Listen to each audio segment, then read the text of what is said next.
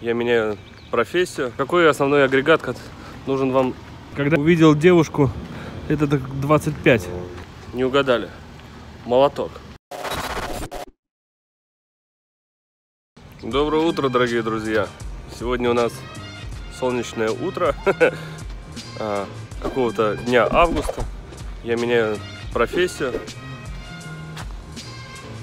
Хотел назвать это видео «Журналист меняет профессию», но, наверное, надо как-то более по-другому, как-то попроще это называть. С сегодняшнего дня я трак-драйвер.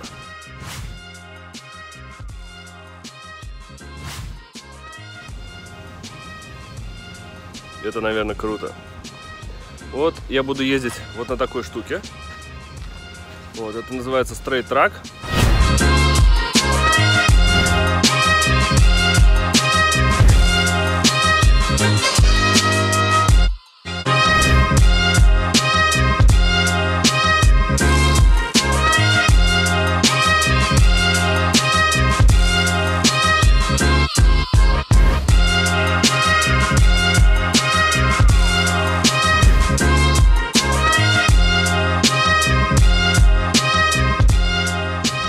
Будем его осматривать, делать так называемый pre-trip inspection.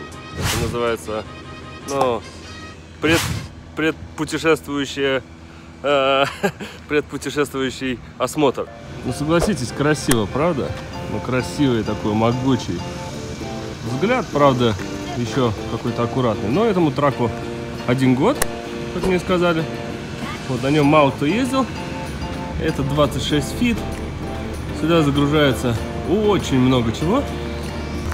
Автомобильные номера Джорджия. Да, теперь мы в Грузии. Начинаем pre-trip inspection. Как это здесь в правилах существует, перед выездом нужно ровно 15 минут, но не меньше. Нужно ходить вокруг автомобиля и проверять, насколько он пригоден для дальнейшей езды. Как вы думаете, какой основной агрегат нужен вам для того, чтобы провести pre-trip inspection?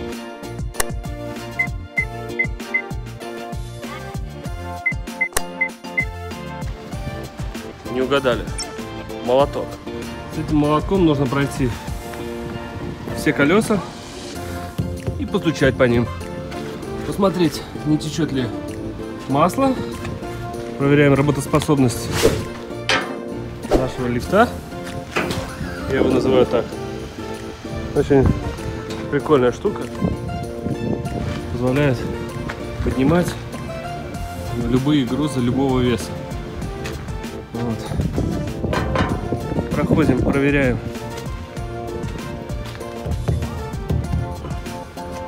Задние колеса должны быть, я не знаю, это в атмосферах или в чем-то.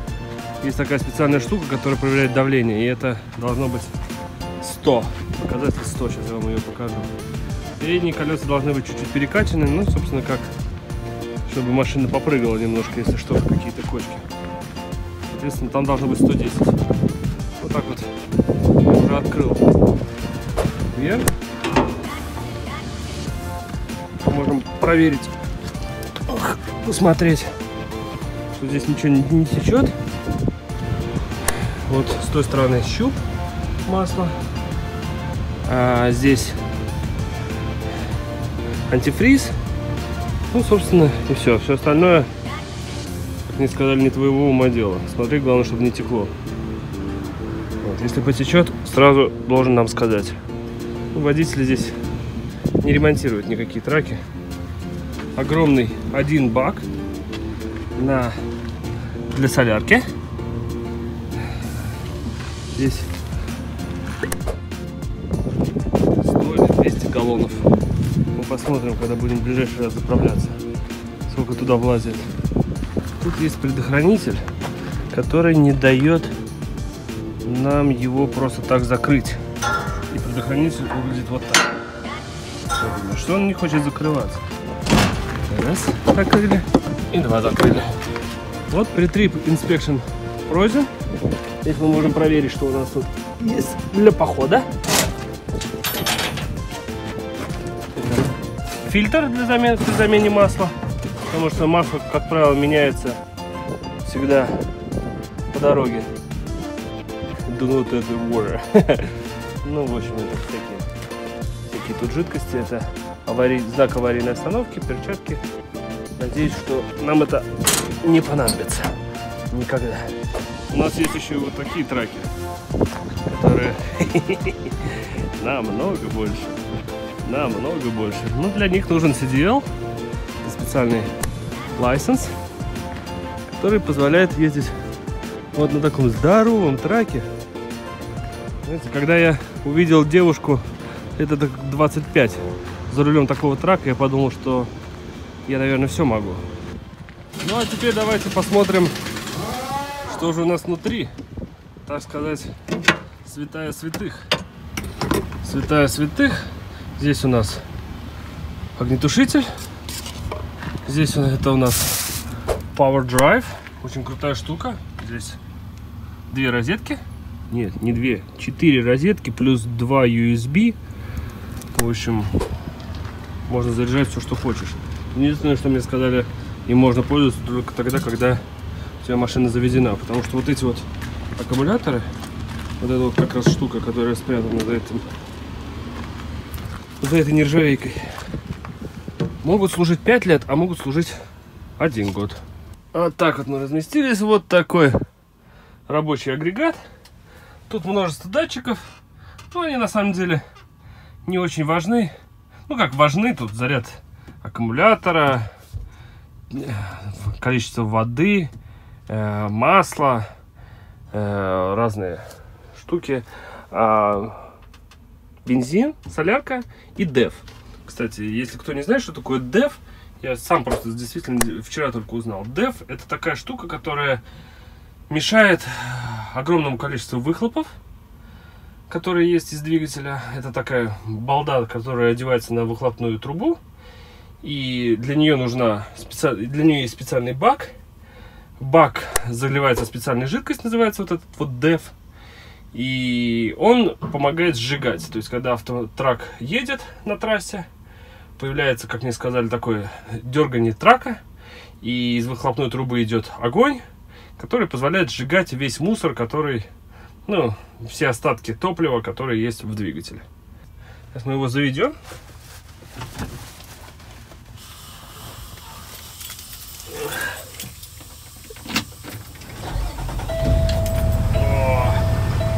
Вот здесь кондиционер у нас, все дела, в том числе дворники. Дворники, конечно, смешные. Ничего смешнее я не видел. Окошко маленькое, но зеркала зато масштабные. Вот это вот я сюда привез с собой чемодан с вещами.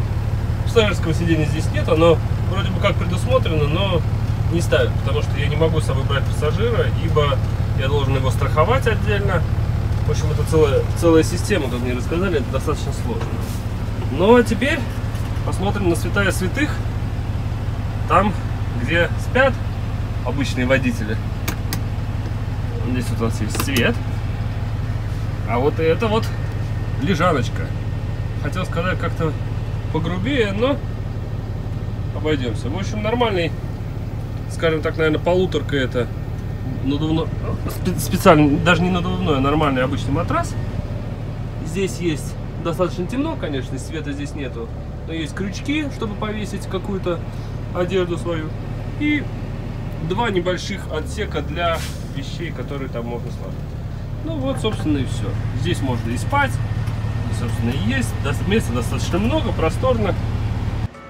Ну что, ребят, вот я и на первой своей загрузке приехал в один город, это в окрестностях Атланты, Джорджия, напомню. Здесь огромное количество машин.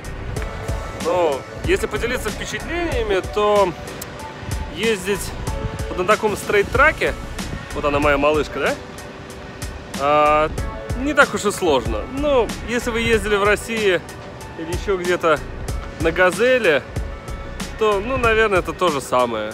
Ну, it doesn't matter, как говорят, не имеет значения. Вот, я даже вчера, когда ехал на такси тут по Атланте, на свою работу, да, вот, разговаривался с таксисткой, она говорит: вот, а как там у вас в России сложнее ездить или у нас сложнее? Я говорю, послушайте, в Америке ездить на машинах, а также там на грузовых, наверное, машинах, ну, не знаю, это все равно, что идти в детский сад в России. Ну, потому что в сравнении с условиями дорожными, в сравнении с качеством автомобилей, в сравнении с условиями работы, это, ну, просто детский сад. Здесь настолько это все просто. То есть вот мне дали вот этот стрейт-трак. Ну да, дали к нему пачку документов, ну и, собственно, и все. Страховку они сами оформили, то есть они меня не знают, ничего не знают. Ну, просто, ну, вот, на, возьми ключи, давай покатайся. Вот. Все покрывается страховкой, и если какие-то проблемы, то тебя 24 часа в сутки они видят, где ты находишься, и какие у тебя проблемы, и у тебя телефоны, имейлы, все, что хочешь, есть. При этом трак для них дают full карту, fuel карту, это бензин заправляться, да, то есть тебе, если что-то нужно, какая-то поломка в дороге, у тебя есть такие дорожные чеки, ты звонишь на службу себе, говоришь, что вот мне нужны деньги срочно на что-нибудь, там что-нибудь сломалось, вот они тебе говорят какой-то код, вот, ты записываешь этот код в чек и, собственно, расплачиваешься этим чеком за любые услуги, за все, что тебе нужно. При этом сам трак полностью на автомате, там всего 3 кнопочки, вот, это назад, вперед и нейтралка, ну вот и все. Ну, что может быть проще, да, там даже сиденье покачивает так, когда на кочках прыгаешь, прям весело, вот, ну, вообще ничего сложного, так что сейчас мы начнем загружаться. Первый день подходит к концу. Мы сделали первый трип. Мы заработали некое количество денег. Вот. За сегодняшний день я проехал 187 миль груженный и около 100 миль не груженный. Мой груз стоил $800. Соответственно, я получил 24%, а это 186, да, 182 доллара. А $182 почти за 300 миль. 300 миль это 500 километров.